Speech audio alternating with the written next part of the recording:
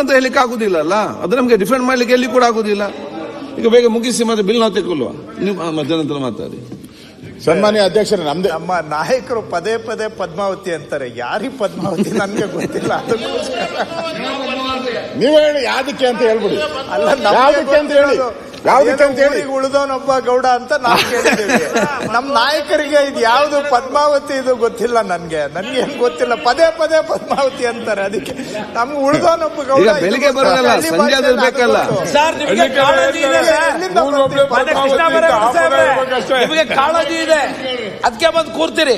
ತಮಗೆ ಕಾಳಜಿ ಸಂಜೆ ಹೊತ್ತು ನೀವು ಕೂಡ ಇರುವುದಿಲ್ಲ, ತಿಳಿತೀರಿ. ಸಂಜೆ ಹೊತ್ತು ನೀವು ಕೂಡ ಅಲ್ಲಿ ಇರುವುದಿಲ್ಲ, ಬೇಗ ಹೋಗ್ತೀರಿ ಎಲ್ಲರೂ ಕೂಡ. ಅಲ್ಲ, ಕೃಷ್ಣ ಬೈರೇಗೌಡರಿಗೆ ಹೊಗಳಿದ್ರು ಯಾಕೋ ಸರಿ ಹೋಗ್ಲಿಲ್ಲ ಅಂತ ಅನ್ಸ್ತದೆ. ನಾನು ಊರಿಗೊಬ್ಳೆ ಪದ್ಮಾವತಿ ಅಂತ ಹೇಳ್ಬೇಕಾಗಿತ್ತು, ಬಿರಿ ಪದ್ಮಾವತಿ ಅಂತ ಹೇಳಿದೆ. ಬೇಡ, ಇನ್ಮೇಲೆ ಊರಿಗೊಬ್ರೆ ಆಳೂರಿಗೆ ಉಳಿದವನೇ ಗೌಡ, ಬೇರೆ ತರ ಊರಿಗೆ ಉಳಿದವನೊಬ್ಬ ಗೌಡ ಅಂತ ಕೇಳಿದೀವಿ. ಆದ್ರೆ ಈ ಮಾತು, ಈ ನಾಡ್ನುಡಿ ನಾನು ಕೇಳಿಲ್ಲ ಅಂತ ಹೇಳಿದೆ ಅಷ್ಟೇ. ಅದು ಅಲ್ಲದೆ ಕಾನೂನು ಸಚಿವರೇ, ಒಂದ್ ಸೆಕೆಂಡ್. ಕಾನೂನು ಸಚಿವರೇ, ಈಗ ನಮ್ಮ ಕೆಲವೊಂದು ಮಂತ್ರಿಗಳು ಕೂಡ ಮುಖ್ಯಮಂತ್ರಿಗಳು ಬಂದಾಗ ಎಲ್ಲ ಬಂದು ಕೂತ್ಕೊಳ್ತಾರೆ.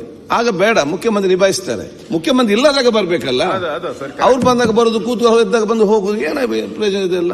ಅಧ್ಯಕ್ಷರೇ, ಮುಖ್ಯಮಂತ್ರಿಗಳು ಮಾತಾಡೋದು